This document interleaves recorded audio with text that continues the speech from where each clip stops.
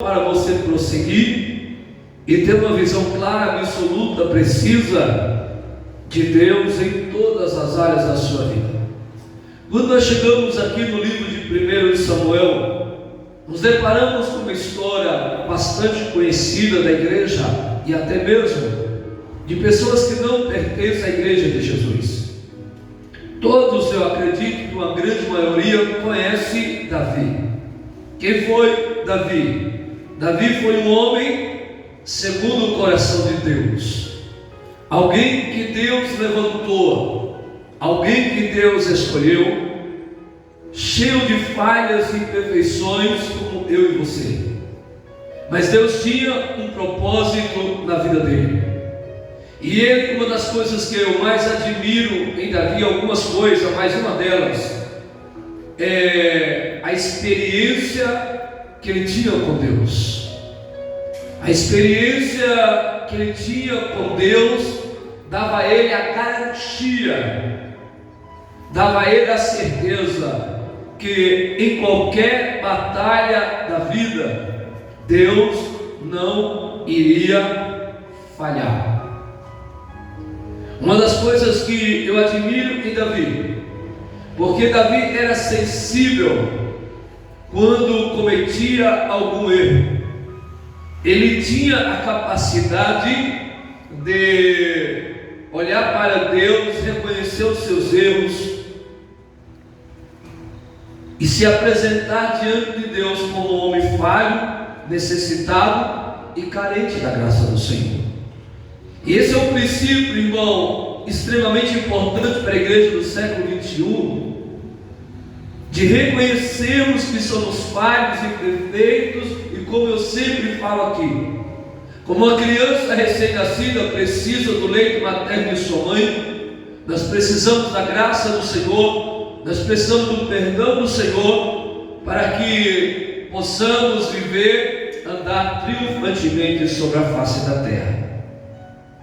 A história aqui vai nos ensinar, e o Senhor nos ensinou quarta-feira passada, a respeito de estratégias que são essenciais, primordiais, importantes para você permanecer inabalável, confiante, determinado, sabendo que o Senhor, Ele está no controle de tudo.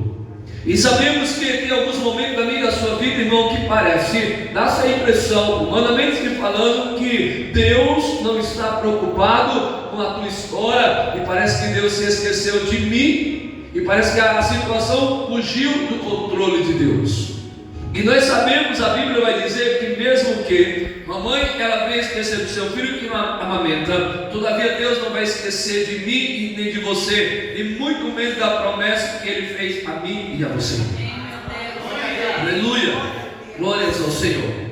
E algumas experiências em nossas vidas, às vezes são doloridas, difíceis, e muitas vezes ficamos indagando e perguntando por quê e qual a razão, por que Deus permitiu que eu andasse por esse vale.